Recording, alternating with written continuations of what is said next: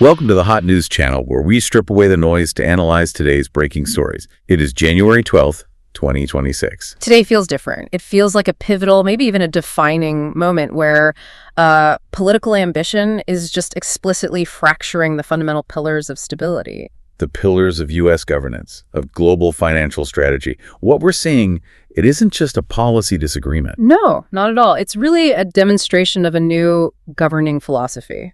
And that philosophy, it seems to be built on this premise that institutional independence, financial reality, they're secondary. Or just dismissed outright. Right. If they interfere with the political goals of the administration, they just don't matter. And this isn't some theoretical debate.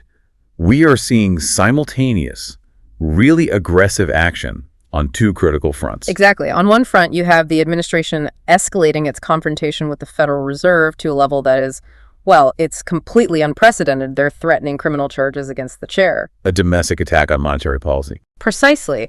And then simultaneously on the foreign policy front, they're trying to strong-arm major U.S. energy giants, these are risk-averse companies, into a disastrously high-risk $100 billion geopolitical oil play in Venezuela. The coordination of these two things, which seems so separate, attacking our own currency stability while demanding corporate recklessness abroad. Yeah.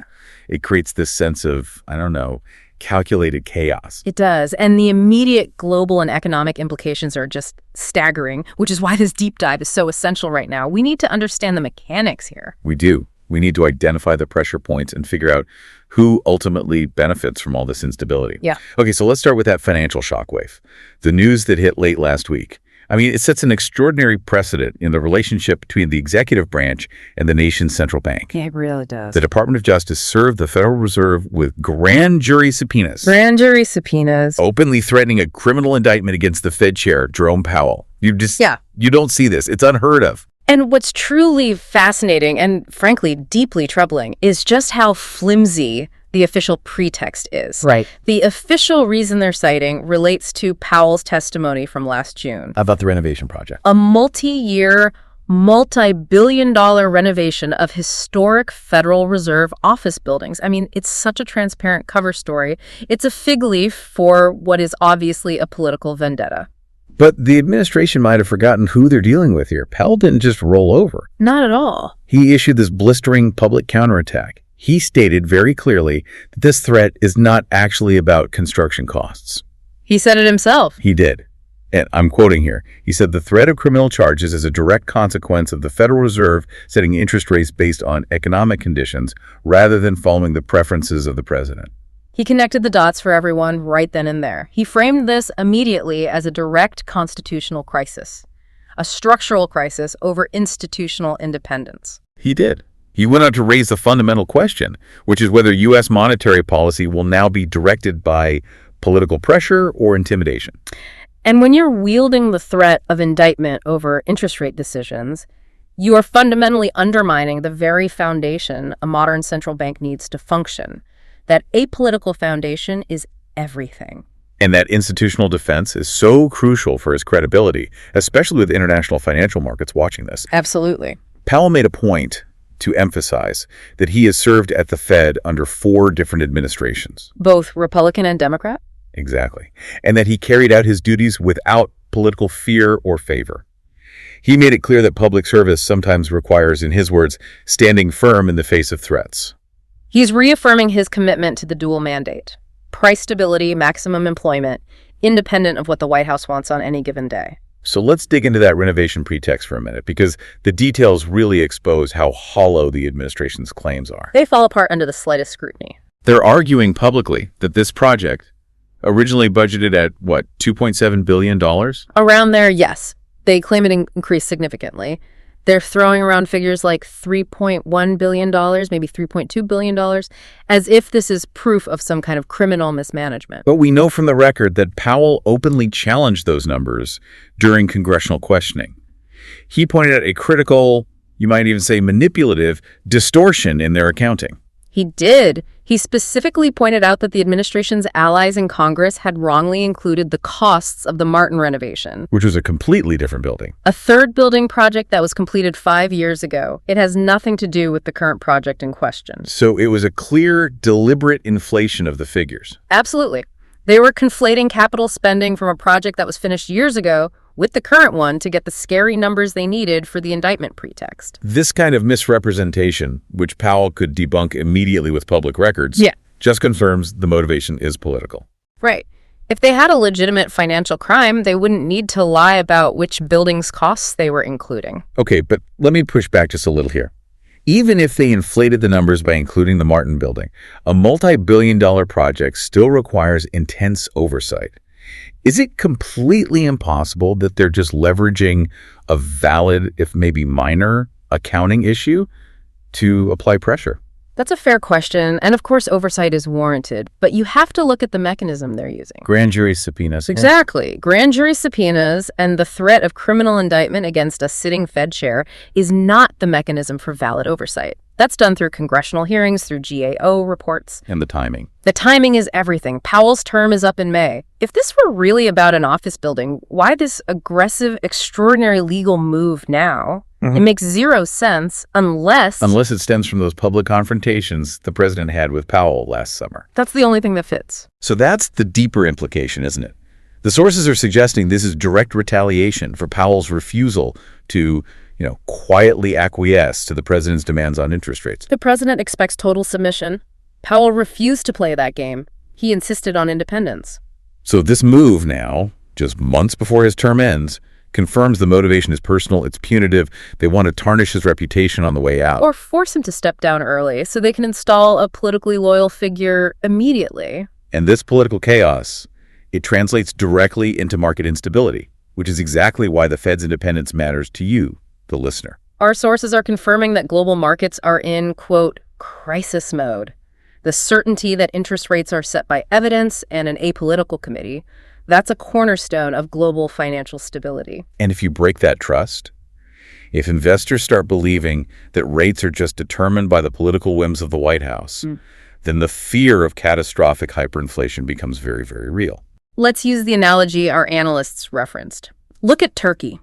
For years, President Erdogan exerted overt political control over their central bank. He insisted on keeping rates low despite massive, soaring inflation. And what happened? The currency, the lira, collapsed. Investors lost all confidence because they knew the central bank's decisions were dictated by political convenience, not economic reality. It creates a vicious cycle. A vicious accelerating cycle. The market expects inflation, so they demand higher rates, which causes the currency to lose even more value, and price stability just vanishes. So this threat to Powell isn't just some high-profile political drama. It's a structural threat to the stability of the U.S. dollar.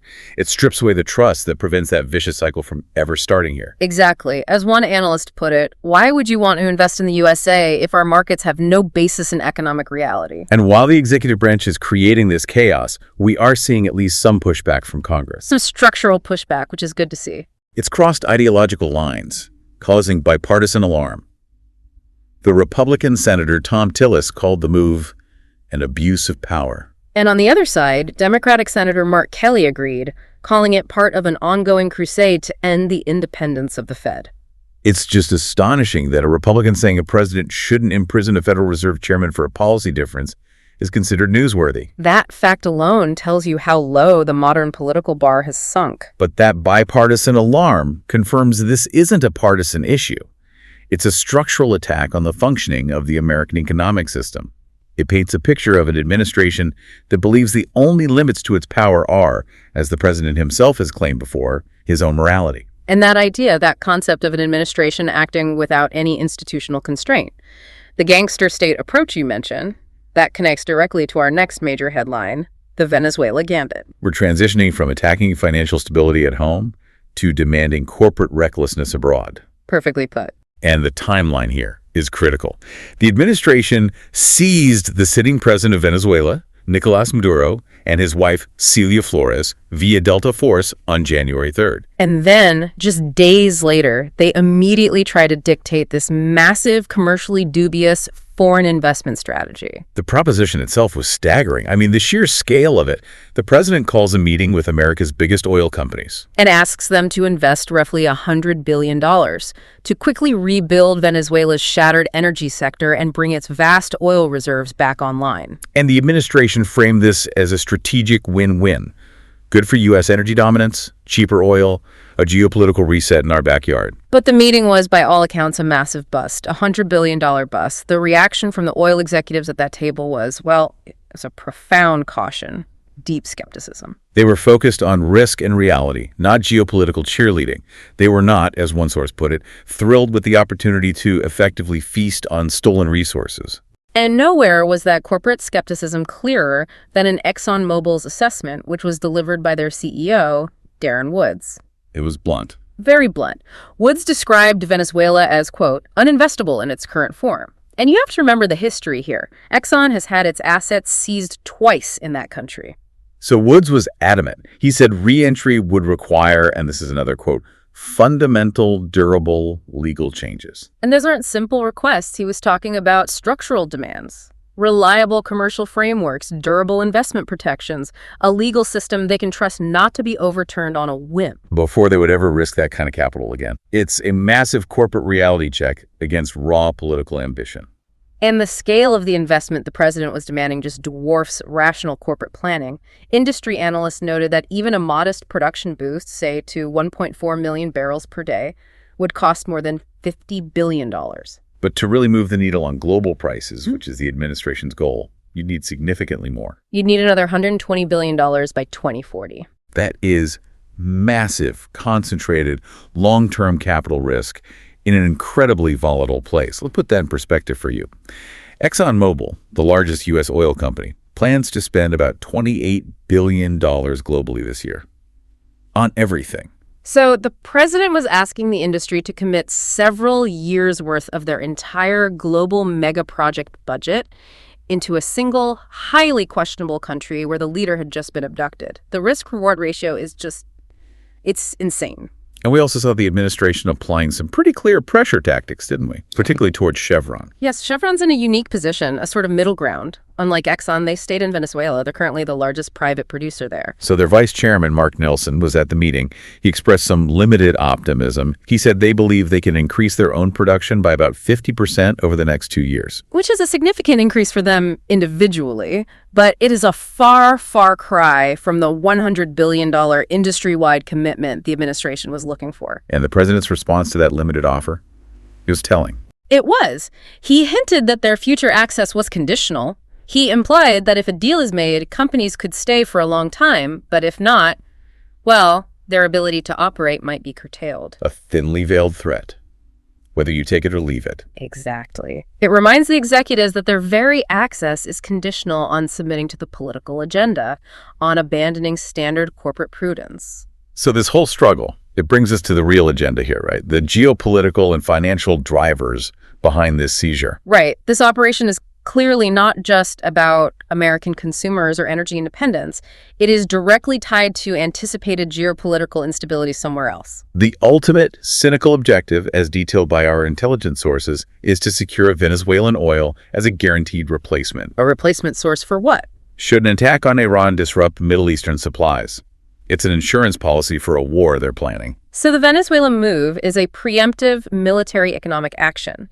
It's designed explicitly to mitigate the inevitable cost and backlash of a war they intend to start in the Middle East. It's a resource capture plan, just masked as strategic foreign policy. And if you follow the money here, which you always should, we have to introduce the key financial beneficiary. Paul Singer. Paul Singer of Elliott Investment Management, a powerful pro-Israel billionaire megadonor. Just weeks before Maduro was seized on January 3rd, Singer's hedge fund acquired Ciggo. And for our audience, Ciggo is Citgo Petroleum. It's Venezuela's U.S.-based refinery and gas distribution network. It's their most valuable overseas asset. And Singer's fund bought it in a court-ordered sale for $5.9 billion. Which is way below its actual value. Significantly below. Its estimated valuation ranges anywhere from $11 billion on the low end to maybe $18 billion on the high end. This huge discrepancy. It looks like a massive public payoff. Rewarding a key political financier who is also a hardline foreign policy hawk. And one of the most influential pro-Israel megadonors shaping U.S. foreign policy. He's run this playbook before, using claims against national debt to reshape economic policy, famously in Argentina. So the military seizure is followed almost immediately by a financial transaction that rewards a factional ally with a massive asset at a deep discount. It secures financial leverage before the U.S. oil companies are even convinced to get on board. And Singer's companies, we should note, are deeply integrated with Israeli defense and cyber intelligence units. So the entire operation channels U.S. military and political power to achieve this two-pronged goal. Secure oil resources for a future conflict, and reward key political supporters who are aligned with a very specific geopolitical agenda focused on the Middle East. The militarized context just reinforces this whole narrative. We learn that Delta Force, the unit that kidnapped Maduro and his wife, has now deployed to the Middle East. Almost immediately after the operation in Venezuela was complete, that's a critical operational signal you need to be aware of. They left Caracas, processed the Maduros through Guantanamo to New York, and then their focus shifted. And that immediate deployment signals potential kinetic action in the Middle East. It directly links the seizure of Venezuelan oil capacity to the need for a supply safety net before escalating with Iran. The whole thing is framed as part of this gangster state approach. They're abandoning any pretense of democratic values for explicit, overt resource capture. As one analyst noted, during the Iraq invasion, the administration felt they had to lie and say it was about freedom. This administration is just saying, we seize the leader, now give us the oil. The raw nature of the power play is what's so stunning. And that insurance policy, that Venezuelan oil, is driven by the third major crisis we're tracking, the escalating, incredibly complex and shadowed situation in Iran, where protests have now entered their 16th day. The initial trigger for this wave of protests was purely economic, wasn't it? It was. A sudden, crippling fall in the currency. It depreciated by anywhere from 30 to 50% in a very short period. And that kind of inflation, especially with the sanctions already in place, just crushes the average working-class Iranian. These are legitimate grievances. They fuel widespread discontent. But the violence has escalated dramatically beyond simple civil unrest. The reports are horrifying. Over 100 officers of the law murdered, some beheaded, burned alive. And at the same time, you have reports of protesters being shot with handguns at short range. Sources like Amnesty International are estimating the overall death toll is in the hundreds. It's an incredibly brutal crackdown. The chronology of the violence is important here.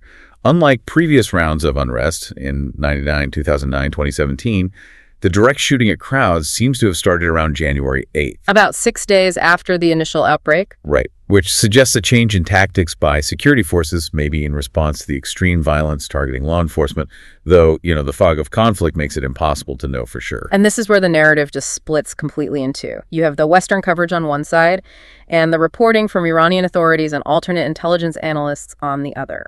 The Western view is one of massive, expanding anti-regime protests across multiple cities. The suggestion is the system is on the verge of collapse. But the Iranian authorities and those other analysts paint a completely different picture.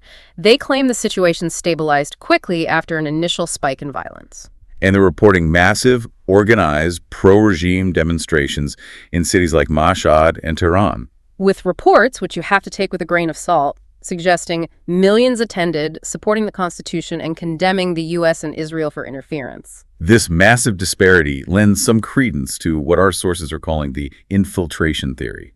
The idea that small, well-disciplined groups, possibly foreign-backed, began infiltrating the peaceful protests almost immediately on day 2, and were the ones actively causing the violence and rioting. Analysts like Larry Johnson are explicitly stating their belief that the CIA, MI6, and Mossad are actively trying to foment another color revolution. Leveraging that legitimate economic pain to destabilize the regime violently. And again, the timeline is just critical to understanding this. The intelligence operation allegedly started on December 28th. Just one day before Prime Minister Benjamin Netanyahu's pre-planned visit to Mar-a-Lago to discuss Iran with the president. That suggests a highly coordinated effort to weaken Iran right before these high-level U.S. and Israeli policy talks about escalation. The goal of this intelligence op, according to the analysts, is pretty transparent. Create a persuasive narrative in the West that Iran is vulnerable, that it's on the verge of collapse. And that narrative is essential to justify kinetic action. Especially when you have figures like Senator Lindsey Graham openly pushing for escalation in war, setting the stage for that whole oil replacement scheme we just talked about in Venezuela. But the regime's response is visibly hardening, which makes the whole situation far more dangerous. Yes. The Iranian parliament speaker announced a new, highly provocative policy. Iran may now carry out an initial strike if it perceives an imminent threat from the U.S. or Israel. It's a staggering policy shift. Yeah. It completely changes the rules of engagement. It moves from reactive defense to preemptive action. It's a huge shift. It removes any ambiguity. It demands that the U.S. and Israel reconsider every move they make near Iran's borders. But it also highlights the internal struggle happening in Iran. How so? Well, some Iranian security analysts are deeply concerned. They believe the current hardline leadership is dragging Iran into a direct war with Israel and the U.S., a conflict they think could cost thousands of innocent Iranian lives and completely destroy their economy through hyper-sanctions. And ironically, the external interference, the violence from these alleged foreign-backed rioters, it might have had the opposite effect of what was intended. It could have actually strengthened the regime. By unifying a large part of the population against what they see as foreign-backed chaos designed to destroy their country. Exactly. It creates internal cohesion in the face of an external threat. The complexity of this is just lost on so much of the mainstream commentary, isn't it? It said Iran is just used as a blunt instrument for domestic political fights. You see it all the time. High-profile columnists lecturing the political left about their supposed hypocrisy for not supporting the Iranian youth. But those same commentators, and we can name names, like Sarah Vine at the Daily Mail or author J.K. Rowling, they haven't tweeted once about other ongoing humanitarian crises in the region. And that selective moral outrage really exposes the underlying objective. For these commentators, the protests aren't really about the welfare of the Iranian people. It's about manufacturing consent for intervention. Exactly. Creating a clear narrative of Iranian vulnerability to justify a desired geopolitical outcome. It echoes a broader pattern of narrative control. We saw it after the bin Laden raid. When the CIA was reportedly ordered to collaborate with Hollywood on the film Zero Dark 30. That collaboration, as outlined in the sources, was intended to, quote, lock in everyone's story about what happened. The simple, digestible Hollywood narrative gets absorbed by the public, who then treat what happens in the movies as more real than reality. It's all about creating a simple story that justifies the goal, whether it's seizing oil or collapsing a rival state, regardless of the messy facts on the ground. And that strategy of manufacturing consent and narrative control, where facts are just subordinated to political expediency, it's not limited to foreign policy. It is fundamentally reshaping domestic law enforcement and justice. And establishing a very clear in-group versus out-group standard that is deeply corrosive. The recent incident in Minnesota is a textbook example. The fatal shooting of Renee Good by an ICE agent. And this isn't an isolated incident. As of January 9th, there have been 16 ICE-related shootings documented. It highlights a disturbing, aggressive pattern. And in the Minnesota case, the basic facts are that the agent, who should have been trained to never position himself in front of a vehicle or shoot into a moving vehicle, acted with lethal, highly questionable force. But the core issue here isn't just the shooting itself. It's the immediate, organized, and explicit defense of that agent by the administration's top officials. Analysts are calling it the narrative failure. The president, along with high-profile surrogates like Senator J.D. Vance and Governor Kristi Noem, immediately defended the agent. And they promoted false narratives designed to preemptively clear him of any wrongdoing. Let's list some of them. Okay.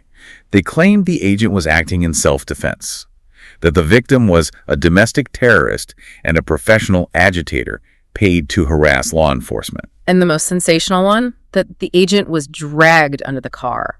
All of which were either immediately debunked or had absolutely no factual basis. And we even saw an admission of the purpose behind this strategy. When Governor Kristi Noem was asked why she didn't wait for an official investigation before defending him, she basically admitted that her political job is to lie and defend administration agents regardless of the facts. She implied the administration strategy is, we will make things up on your behalf. We will completely lie in a way that is disconnected from reality. And that is the core of the in-group versus out-group double standard. They blindly defend the ICE agent, the in-group law enforcement, while the same president previously pardoned January 6 rioters, some of whom actively assaulted police officers.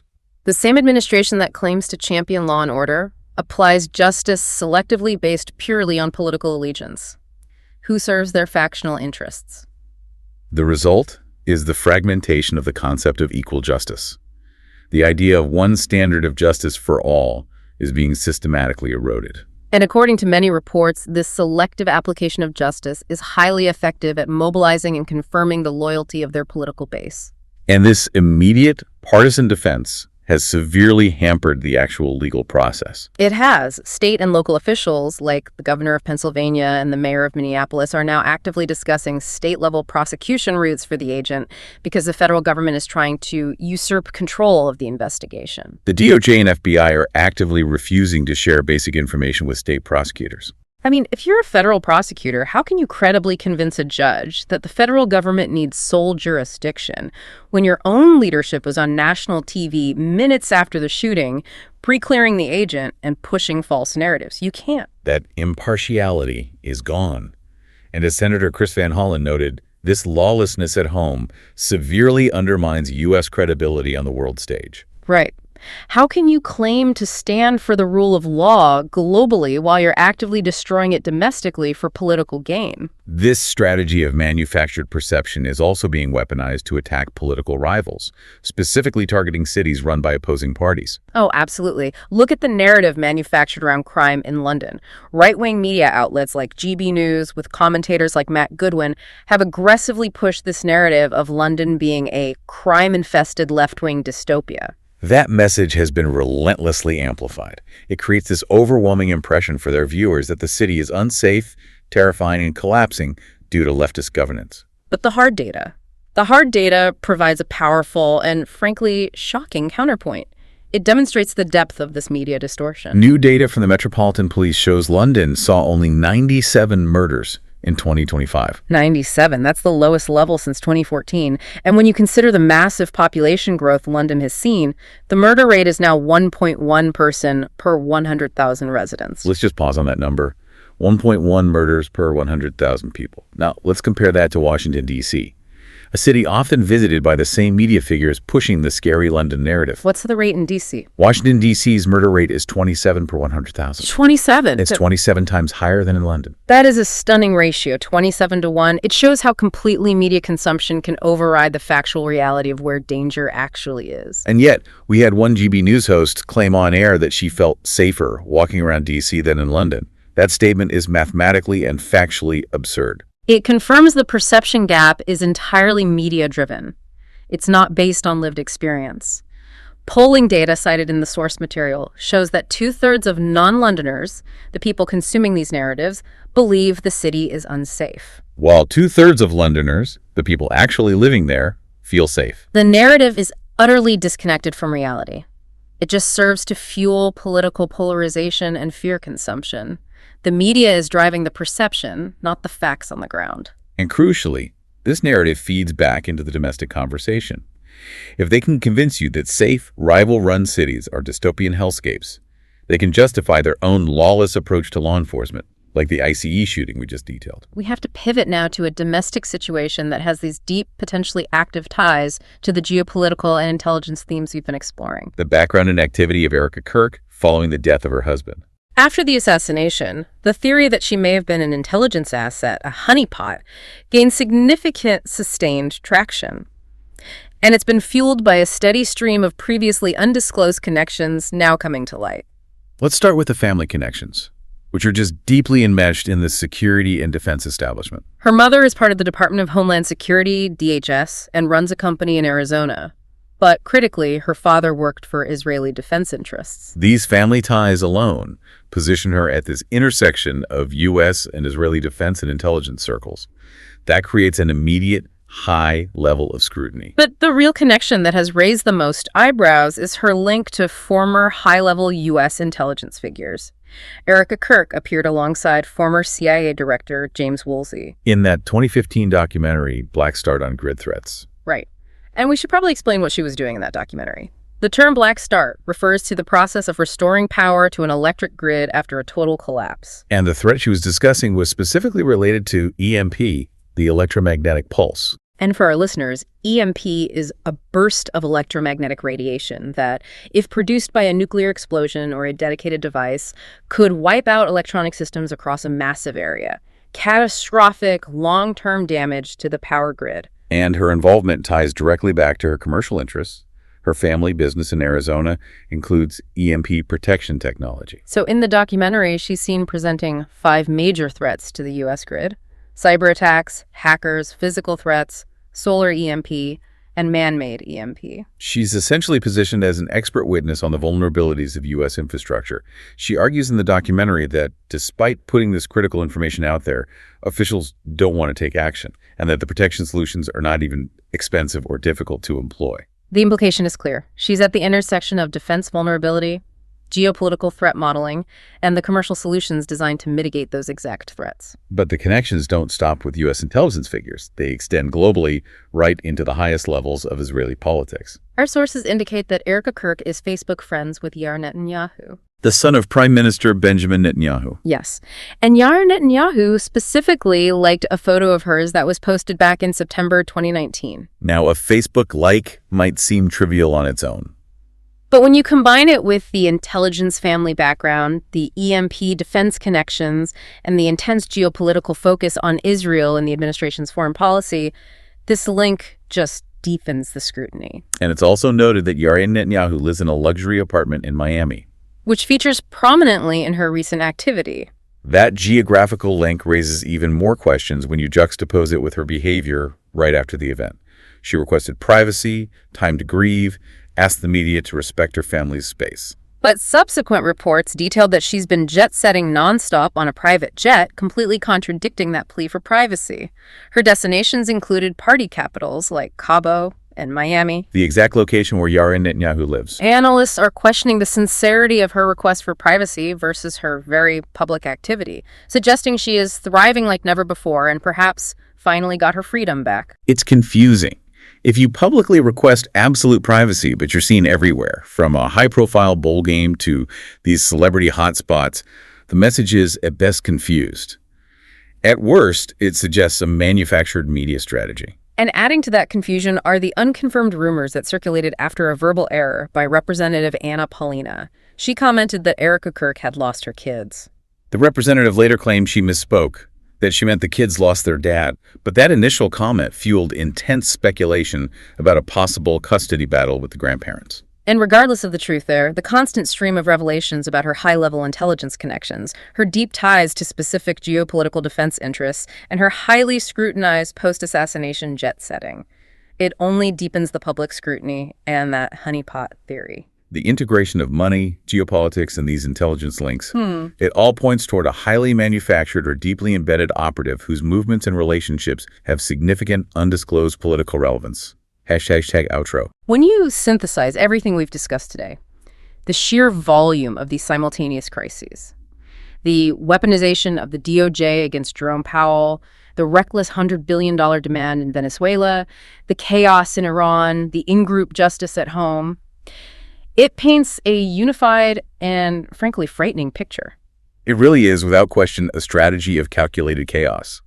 It's designed to systematically break down existing systems of accountability and independence, both here at home and internationally. The administration is trying to dismantle any entity that might constrain its power or contradict its political ambitions. Whether that's the independent Federal Reserve, rational corporate planning, legitimate state-level prosecution, or international law itself. The one thing the listener needs to remember from this deep dive, the overriding takeaway for the week, is that this explicit disregard for institutional independence signals a profound and complete shift in how U.S. power is being used. We've moved away from the pretense of using U.S. power under the guise of democracy or human rights. Entirely.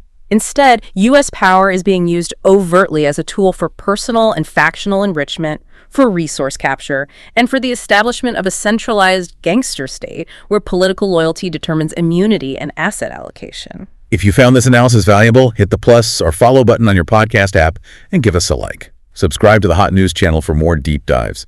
Goodbye.